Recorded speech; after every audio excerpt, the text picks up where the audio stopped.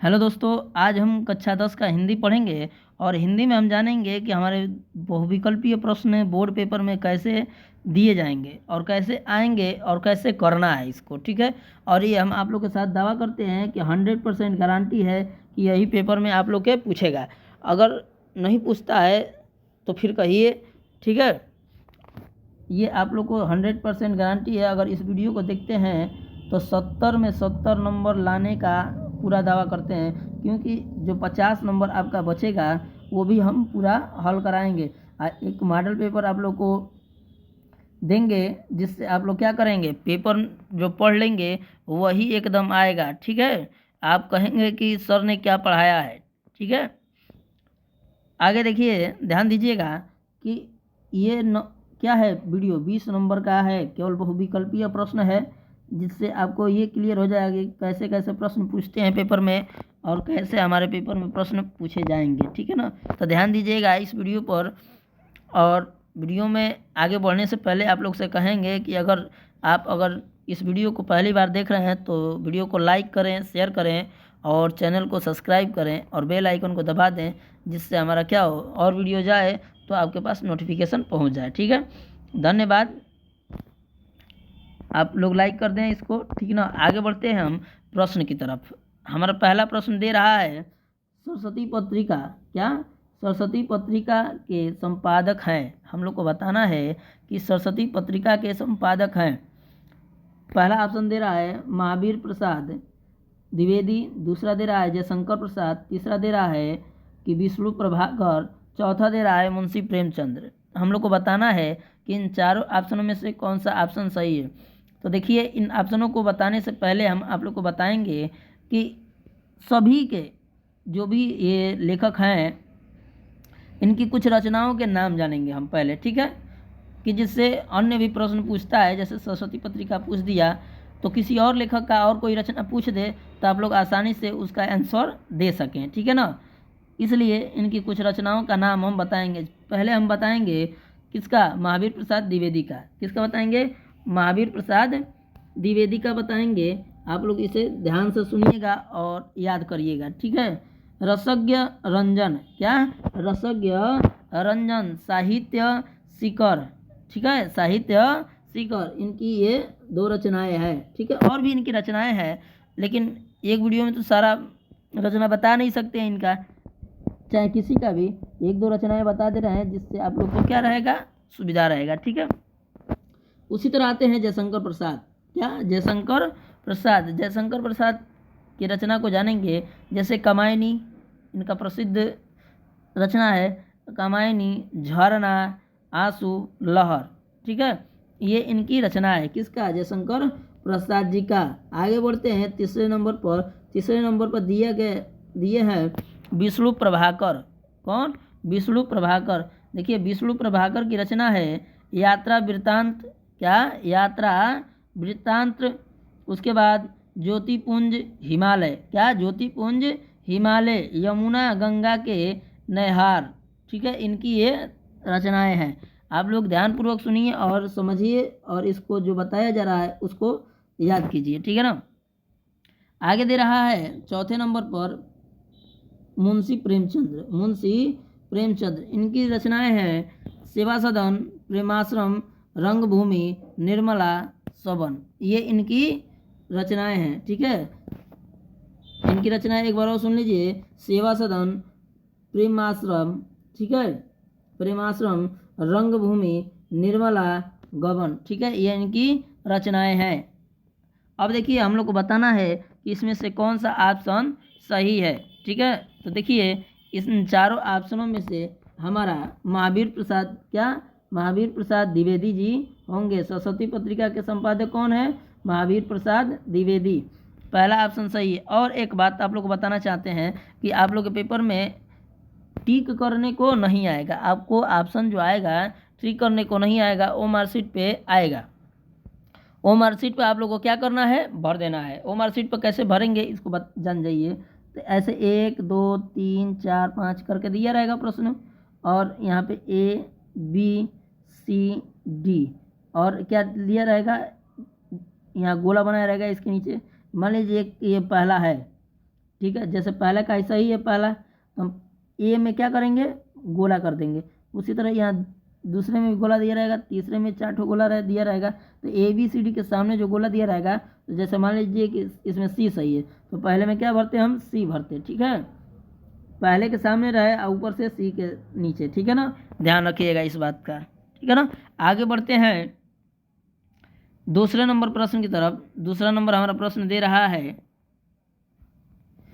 कि सुमित्रा नंदन पंत की रचना है। हम लोग को क्या बताना है, सुमित्रा नंदन पंत की रचना।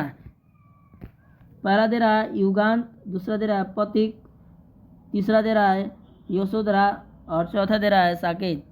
तो देखिए इनके रचनाकार के नाम जानेंगे कि इन रचनाओं को किसने लिखा है। ठीक है ना, किसने लिखा है, लेखकों का नाम जानना है। इसमें क्या जानना है, तो सबके लेखकों का नाम बता दे रहे हैं, जिससे आप लोग को क्या आसानी हो जाएगा। जैसे पथिक का पूछ देगा, यशोधरा का पूछ देगा, तो आप लोग क्या बताएंगे। जैसे मान लीजिए किसी का पूछ दिया, जैसे क्या मैथिली सरल गुप्त का पूछ दिया, ठीक है, जयशंकर प्रसाद का पूछ दिया, तो आप लोग क्या बताएंगे, नहीं जानेंगे तो कुछ बता पाएंगे, नहीं ट्रिक कर पाएंगे। ठीक है ना, तो इसलिए सबका बता दे रहे हैं। तो जैसे देखिए युगांत के लेखक सुमित्रा नंदन पंत हैं, युगांत के लेखक सुमित्रा नंदन पंत, और पथिक के लेखक पंडित त्रिपाठी हैं। कौन है, पंडित त्रिपाठी।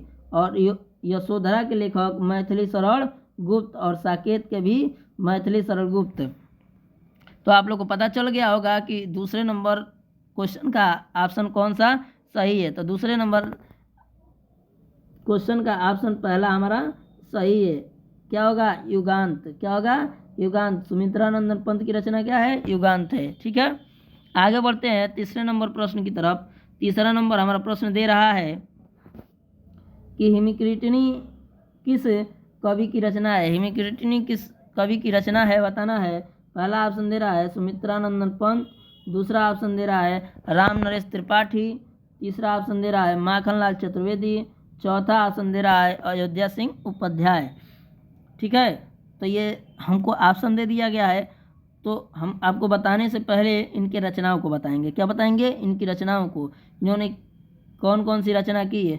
तो सारी रचना बताएंगे नहीं, एक दो सबका बताएंगे, और एक दो रचना सबका देख लीजिए। ठीक है, तो पहले हम देखेंगे सुमित्रा नंदन पंत की रचना। ठीक है, तो सुमित्रा नंदन पंत की रचना को देखेंगे, क्या गुंजन, युगांत, स्वरकिरण, लोकायतन। ठीक है, ये इनकी रचना है सुमित्रा नंदन पंत की। उसके बाद दिए हैं दूसरे नंबर ऑप्शन में राम नरेश त्रिपाठी। दूसरा नंबर ऑप्शन क्या दिया है, राम नरेश त्रिपाठी। तो राम नरेश त्रिपाठी की रचना है क्या, मिलन, पथिक, स्वप्न। ये इनकी रचना है, किसकी, राम नरेश त्रिपाठी की। अब देखिए तीसरे नंबर ऑप्शन क्या दिया है, माखनलाल चतुर्वेदी। क्या दिया है, माखनलाल चतुर्वेदी की रचना है नागार्जुन युद्ध। ठीक है, हिमालय, उसके बाद युगचरण, संपर्ण।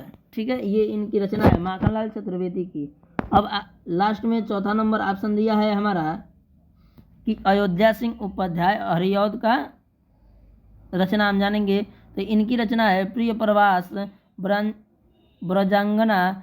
ठीक है ना, उसके बाद यह है ब्रजांगना विलाप। ठीक है, इनकी रचनाएं हैं। ठीक है ना, अब देखिए हम लोग को बताना है कि क्या हिमकृतिनी किस कवि की रचना है। तो देखिए ये माखनलाल चतुर्वेदी, किसका, माखनलाल चतुर्वेदी, यानी कि तीसरा नंबर ऑप्शन हमारा सही है। माखनलाल चतुर्वेदी ने ही हिमकृतिनी के कवि हैं। ठीक है ना, यानी कि तीसरा ऑप्शन हम लोग का क्या होगा, सही होगा। ठीक है, आगे बढ़ते हैं चौथे नंबर प्रश्न की तरफ। चौथा नंबर हमारा प्रश्न दे रहा है, चौथा नंबर प्रश्न दे रहा है हमारा कि मुख मयंक सम मंजू मनोहर पंक्ति में कौन सा अलंकार है। हम लोग को क्या बताना है कि मुख मयंक सम मंजू मनोहर, इस पंक्ति में, ठीक है, कौन सा अलंकार है हमको बताना है। पहला ऑप्शन दे रहा है उपमा अलंकार, दूसरा दे रहा है उभया अलंकार, तीसरा दे रहा है रूपक अलंकार, चौथा ऑप्शन दे रहा है अनुप्रास अलंकार। ठीक है, इनमें से हम लोग को बताना है कि कौन सा ऑप्शन सही है। तो देखिए इसमें से हमारा कौन सा सही है, इसको देखेंगे। इसमें हमारा पहला ऑप्शन सही है। क्या होगा हमारा, उपमा अलंकार होगा? क्या मुख मयंक सम मंजू मनोहर में इस पंक्ति में कौन सा अलंकार होगा? उपमा अलंकार। पहला ऑप्शन सही है, ए नंबर। ठीक है, आगे बढ़ते हैं 5 नंबर प्रश्न की तरफ। 5 नंबर हमारा प्रश्न दे रहा है, ठीक है, इसको ध्यानपूर्वक देखिएगा। 5वां नंबर प्रश्न है कि हल्दी शब्द का तत्सम है। हल्दी शब्द का हमको क्या बताना है? तत्सम बताना है। ठीक है, आप लोग बताएंगे कि हल्दी शब्द का तत्सम रूप क्या है। हल्दी शब्द का तत्सम रूप, ठीक है, पहला दिया है हरदी, दूसरा दे रहा है हरिद्रा, ठीक है, हरिद्रा, तीसरा दे रहा है हलिदिका, क्या हलिदिका, और चौथा दे रहा है हरद्रिका। ठीक है, इन चारों ऑप्शनों में से हम लोग को बताना है कि कौन सा ऑप्शन सही है। तो देखिए, हमारा हल्दी का तत्सम रूप हो जाएगा हद्री, क्या हरिद्रा, क्या हो जाएगा? हरिद्रा।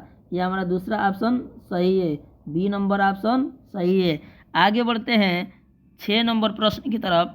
6 नंबर हमारा प्रश्न दे रहा है कि निम्नलिखित में आम का पर्यायवाची है। हम लोग को बताना है निम्नलिखित में से कौन सा आम का पर्यायवाची इन चारों ऑप्शनों में से है।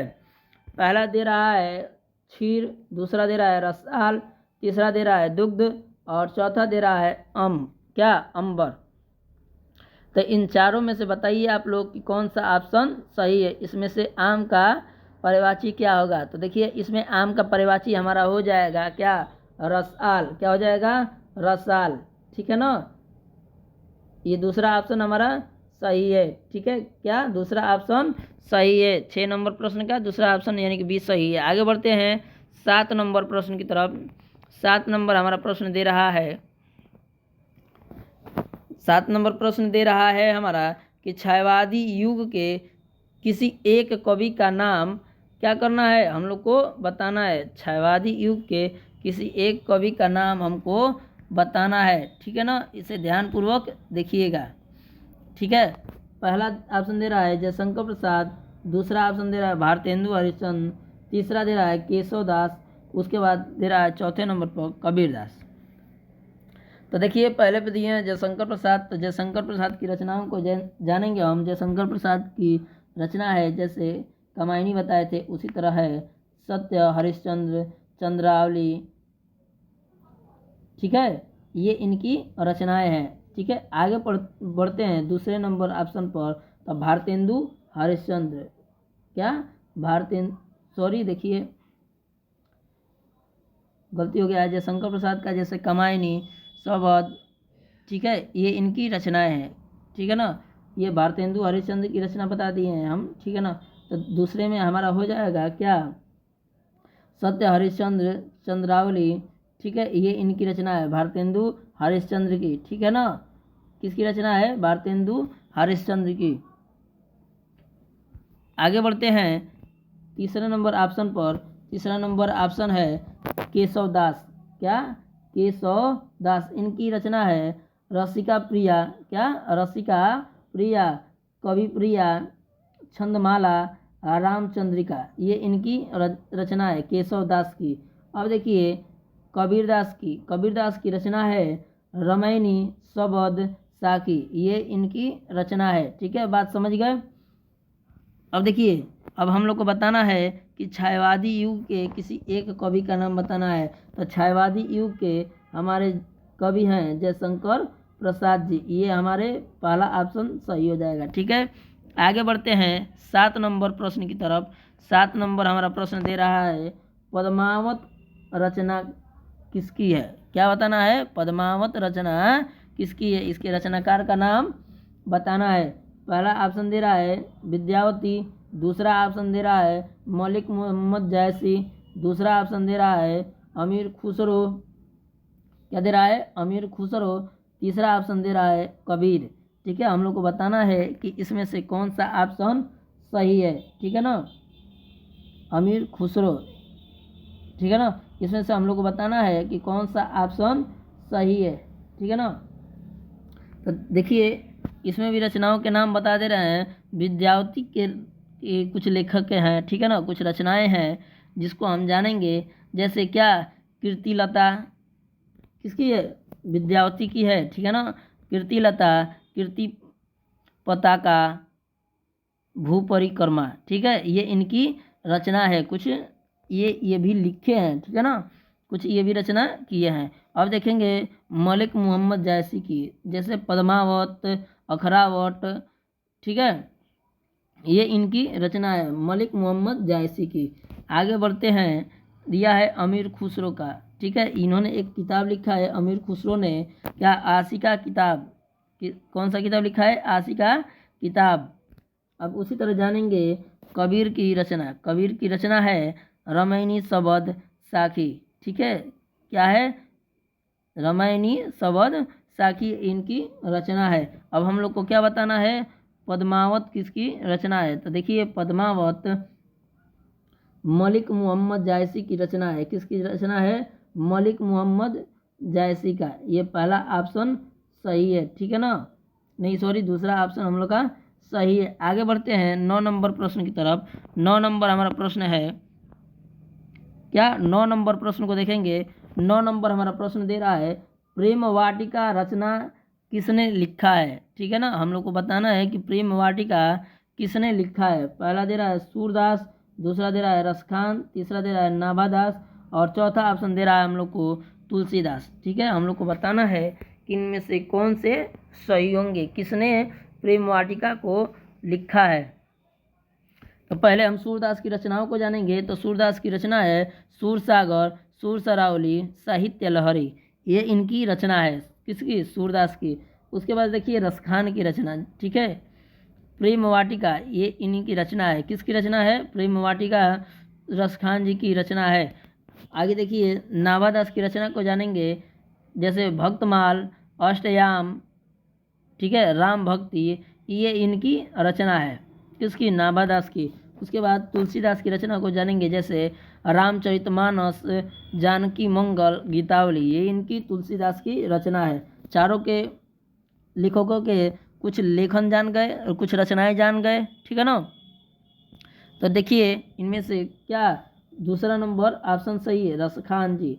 क्या, प्रेम वाटिका के लेखक कौन है, रचनाकार कौन है, रसखान जी। दूसरा ऑप्शन हमारा सही है। आगे बढ़ते हैं 10 नंबर प्रश्न की तरफ। 10 नंबर हमारा प्रश्न दे रहा है, क्या, 84 वैष्णव वन की वार्ता लेखक हैं। हम लोग को क्या बताना है, 84 वैष्णव वन की वार्ता के लेखक का नाम बताना है हम लोग को, ठीक है ना। तो देखिए 84 वैष्णव वन की वार्ता के लेखक में ऑप्शन दे रहा है, पहला लल्लू लाल, दूसरा दे रहा है गोकुलनाथ, तीसरा दे रहा है राम प्रसाद निरंजनी, ठीक है, इसमें क्या रहेगा, दो नहीं रहेगा, क्या रहेगा, निरंजनी। और चौथा दे रहा है विट्ठलनाथ। क्या, चौथा क्या दे रहा है, विट्ठलनाथ। तो हम बताए हैं कि सबकी रचनाओं को एक दो बताएंगे, सबकी रचना एक या दो किसी का सबका बताएंगे। तो देखिए इसमें लल्लू लाल की रचना है, इसकी लल्लू लाल की, क्या, राजनीति, इनकी रचना है राजनीति, माधव विलास, ठीक है, लाल चंद्रिका, ये इनकी रचनाएं हैं। उसी तरह गोकुलनाथ की देखेंगे, गोकुलनाथ की रचना है 84 वैष्णव वन की वार्ता। ये किस में लिखा गया है, ब्रज भाषा में लिखा गया है। किस भाषा में लिखा गया है, ब्रज भाषा में। उसके बाद क्या, राम प्रसाद निरंजनी का जानेंगे, भाषा योग्य, क्या, वशिष्ठ, ठीक है, ये इनकी रचना है। अब उसी तरह विट्ठलनाथ की देखेंगे, तो विट्ठलनाथ की रचना है यमुनाष्टक, सुबोधिनी की टीका, ठीक है, क्या, विधमंडल, क्या, विधमंडल, ये इनकी रचना है। बात समझ गए। अब देखिए हम लोग को 84 वैष्णव वन की वार्ता को बताना है। तो अभी आप लोग बताए हैं कि गोकुलनाथ ने ही, क्या, गोकुलनाथ ने ही 84 वैष्णव वन वार्ता की, क्या है, लेखक है, और इसे ब्रज भाषा में इन्होंने लिखा है, ठीक है ना। किस भाषा में लिखा है, ब्रज भाषा में, यानी कि दूसरा ऑप्शन सही है हमारा। अब देखेंगे 11 नंबर प्रश्न को। 11 नंबर हमारा प्रश्न दे रहा है अयोध्या सिंह उपाध्याय हरिऔध की रचना है। इसमें से बताना है कि अयोध्या सिंह उपाध्याय हरिऔध की रचना कौन सी है, ठीक है ना। पहला निहार, दूसरा दे रहा है साकेत, तीसरा प्रिय प्रवास और चौथा साहित्य लहरी। ठीक है, तो हम लोग बताना है इसमें से कौन सा सही है। तो देखिए, निहार के कवि या लेखक हैं महादेवी वर्मा, साकेत के लेखक हैं क्या मैथिली शरण गुप्त, प्रिय प्रवास के लेखक हैं अयोध्या सिंह उपाध्याय हरिऔध, और साहित्य लहरी के लेखक हैं सूरदास। ठीक है ना, तो इसमें आप लोग को पता चल गया कि कौन सा ऑप्शन सही है। तो प्रिय प्रवास किसकी रचना है, अयोध्या सिंह उपाध्याय हरिऔध की रचना है, यानी कि तीसरा नंबर ऑप्शन सी क्या है आप लोग का सही है। ठीक है ना, आगे बढ़ते हैं 12 नंबर प्रश्न की तरफ। 12 नंबर हमारा प्रश्न दे रहा है कि तथैव में संधि विच्छेद है। तथैव शब्द में संधि विच्छेद बताना है। तथैव में किसका, तथैव में। तो देखिए, पहला ऑप्शन दे रहा है तथा धन ए नहीं तथ धन एव, दूसरा ऑप्शन दे रहा है तथा धन एव, तीसरा ऑप्शन दे रहा है तथैव धन व, और चौथा ऑप्शन दे रहा है तथ धन एव। ठीक है ना, इसमें से हम लोग को बताना है कि कौन सा ऑप्शन सही है। तथैव शब्द में कौन सा संधि विच्छेद होगा। तो देखिए, तथैव शब्द का संधि विच्छेद होता है क्या, तथा धन एव, और इसमें हमारी संधि हो जाएगी वृद्धि संधि। कौन सी संधि होगी, वृद्धि संधि, यानी कि दूसरा ऑप्शन सही है। ठीक है ना, अब वृद्धि का नाम भी जान लिए आप लोग कि कौन सी संधि होगी, वृद्धि संधि। ठीक है ना, आगे बढ़ते हैं 13 नंबर प्रश्न की तरफ। 13 नंबर हमारा प्रश्न दे रहा है 13 नंबर प्रश्न दे रहा है कि फलेषु किस विभक्ति व वचन का रूप है। क्या बताना है, फलेषु किस विभक्ति एवं वचन का रूप है। पहला ऑप्शन दे रहा है पंचमी विभक्ति एक वचन, दूसरा ऑप्शन दे रहा है सप्तमी विभक्ति बहुवचन, तीसरा ऑप्शन दे रहा है आप लोग का षष्ठी विभक्ति बहुवचन, चौथा ऑप्शन दे रहा है सप्तमी विभक्ति एक वचन। इन चारों ऑप्शनों में से आप लोग बताइए कि कौन सा ऑप्शन सही है कि फलेषु किस विभक्ति और वचन का रूप बताना है। क्या बताना है, विभक्ति एवं वचन बताना है। तो देखिए, इसमें सप्तमी विभक्ति और बहुवचन होगा। फलेषु शब्द में हमारा विभक्ति हो जाएगा क्या, सप्तमी, और वचन हो जाएगा बहुवचन। ठीक है, यानी कि दूसरा ऑप्शन आप लोग का सही है, बी नंबर ऑप्शन सही है। इस पर ट्रिक कर लेंगे। आगे बढ़ते हैं 14 नंबर प्रश्न की तरफ। 14 नंबर हमारा प्रश्न दे रहा है 14 नंबर प्रश्न दे रहा है आप लोग का, क्या दे रहा है 14 नंबर प्रश्न कि पर्यावरण शब्द में प्रयुक्त उपसर्ग बताना है। क्या बताना है, उपसर्ग बताना है हम लोग को। पर्यावरण शब्द में उपसर्ग बताना है, इसमें कौन सा उपसर्ग रहेगा। पहला दे रहा है पर्या, दूसरा दे रहा है वरण, तीसरा दे रहा है परि, और चौथा दे रहा है प्र। तो देखिए, इसका होता है संधि विच्छेद क्या, परिधन आवरण। क्या होता है संधि विच्छेद, परिधन आवरण। क्या होता है, आवरण, परिधन आवरण, इसका संधि विच्छेद हो जाएगा। तो हमारा उपसर्ग क्या हो जाएगा, परि। ठीक है, यानी कि हमारा क्या तीसरा नंबर ऑप्शन सही है। ठीक है, क्या तीसरा ऑप्शन सही है। पर्यावरण में कौन सा उपसर्ग होगा, परि उपसर्ग होगा। आगे बढ़ते हैं 15 नंबर प्रश्न की तरफ। 15 नंबर हमारा प्रश्न दे रहा है, ठीक है, 15 नंबर प्रश्न दे रहा है कि छायावाद उत्तर काल का समय माना जाता है। छायावाद उत्तर काल का समय माना जाता है, हम लोग को बताना है। ठीक है, आप लोग बताइए कि कौन सा इसमें ऑप्शन सही है। ठीक है, तो देखिए, इसमें से हमारा पहला ऑप्शन दे रहा है कि सन 1938 ईस्वी से सन 1953 तक। कब से कब तक, सन 1938 से सन 1953 ईस्वी तक। पहला ऑप्शन दे रहा है। दूसरा ऑप्शन दे रहा है आप लोग को कि सन 1953 से अब तक। ठीक है, अद्यंत मतलब कि अब तक। ठीक है, अब आगे दे रहा है ग का सन 1918 से सन 1953 तक, और चौथा ऑप्शन दे रहा है कि सन 1925 से सन 1953 तक। अब हम लोग को बताना है कि इसमें से कौन सा ऑप्शन सही है। ठीक है ना, इसमें से हम लोग को क्या बताना है कि इसमें से कौन सा ऑप्शन सही है। देखिए, इसमें से हमारा दूसरा ऑप्शन सही है। क्या होगा, सन 1953 से अब तक अभी भी चल रहा है। क्या, छायावाद उत्तर काल। ठीक है, बात समझ में आ गया। आगे बढ़ते हैं 16 नंबर प्रश्न की तरफ। 16 नंबर हमारा प्रश्न है कि संसद से सड़क तक रचना है। ये हमको बताना है कि इसके लेखक कौन है। संसद से सड़क तक रचना का बताना है रचनाकार, ठीक है ना। किसकी रचना है? पहला दे रहा है मुक्ति बोध, क्या दे रहा है? मुक्ति बोध। दूसरा दे रहा है धूमिल, तीसरा नागार्जुन, और चौथा अज्ञेय। तो देखिए इसमें से पहला ऑप्शन जो दे रहा है मुक्ति बोध, तो इनकी रचना हो जाएगी हमारी, ठीक है, काठ का सपना, विपात्र, ठीक है ना, ये इनकी रचनाएं हैं। उसी तरह दूसरे नंबर धूमिल जो दिया गया है, धूमिल, इनकी संसद से सड़क तक एक रचना हो जाएगी। और दूसरी ये क्या लिखे हैं? कविताएं लिखे हैं, ठीक है ना, क्या लिखे हैं? कविताएं और लिखे हैं। आगे बढ़ते हैं नागा अर्जुन की तरफ। क्या? नागा अर्जुन की तरफ बढ़ते हैं। नागा अर्जुन की रचनाएं हैं अकाल और उसके बाद, अकाल और उसके बाद, ठीक है, बादल को गिरते देखा, ये इन्हीं की रचना है। किसकी? नागा अर्जुन की। उसके बाद 4 नंबर पर दिए हैं अज्ञेय जी। क्या? अज्ञेय जी। अज्ञेय जी की रचना है नदी के दीप अपने अपने अजनबी, क्या? उसके बाद परंपरा, ठीक है, ये इनकी अज्ञेय जी की रचना है। अब हम लोग को बताना है कि किसकी ये रचना है, संसद से सड़क तक, तो ये क्या है? धूमिल जी की रचना है। किसकी रचना है? धूमिल जी की रचना है। दूसरा ऑप्शन हम लोग का सही है। क्या? दूसरा नंबर ऑप्शन क्या होगा? सही होगा। आगे बढ़ते हैं 17 नंबर प्रश्न की तरफ। 17 नंबर प्रश्न है हमारा कि छायावादी काव्य की वृत्तांतरी में नहीं है। देखिए पहला ऑप्शन दे रहा है महादेवी वर्मा, दूसरा ऑप्शन दे रहा है जयशंकर प्रसाद, तीसरा ऑप्शन दे रहा है सूर्यकांत त्रिपाठी निराला, और चौथा दे रहा है सुमित्रानंदन पंत। तो हम लोग को बताना है कि इसमें से कौन सा ऑप्शन सही होगा। तो छायावादी काव्य की वृत्तांतरी नहीं है, तो इसमें से महादेवी वर्मा नहीं है, ठीक है। पहला ऑप्शन हमारा क्या होगा? सही होगा, ठीक है, महादेवी वर्मा।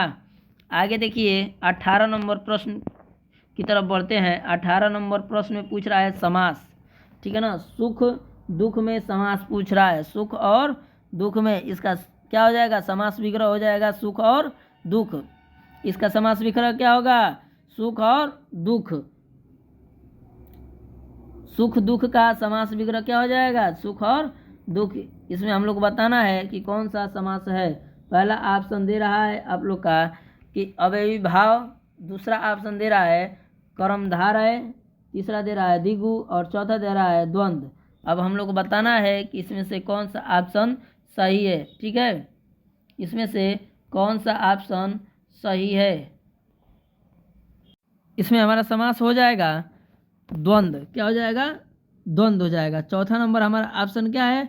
सही है, ठीक है ना। आगे बढ़ते हैं हम 19 नंबर प्रश्न की तरफ। 19 नंबर हमारा प्रश्न दे रहा है, ठीक है। 19 नंबर प्रश्न को देखेंगे हम कि वीर गाथा काल के कवि हैं। वीर गाथा काल के कवि हैं। हम लोग को बताना है कि वीर गाथा काल के कवि कौन है। 19 नंबर प्रश्न दे रहा है। पहला दे रहा है भूषण, दूसरा ऑप्शन दे रहा है केशव दास, तीसरा ऑप्शन दे रहा है चंद्रबरवाई, ठीक है, और चौथा ऑप्शन दे रहा है छत्रसाल, ठीक है, चंद्रबरदाई, ठीक है, ये है, और ये है छत्रसाल।